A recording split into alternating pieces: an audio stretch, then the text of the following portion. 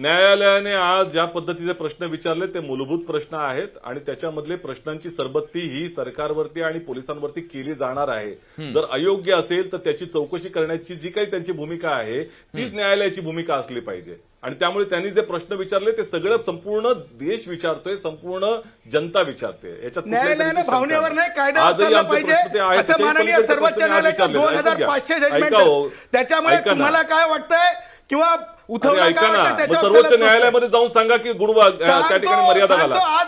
हायकोर्टाला मर्यादा काय असते शिकवण्याचा अधिकार सर्वोच्च न्यायालय गुणरत्न तुम्हाला नाहीये किंवा मला नाही।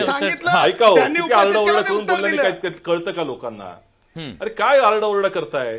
थांबा ना जरा, थांबा ना। पहिली गोष्ट अशी तुम्ही सगळं करत चला, अनुत्तरित ज्या पद्धतीने हा तपास झाला आतापासून इथेपर्यंत त्याच्यामध्ये त्या ठिकाणी हेळसांड झालेली आहे।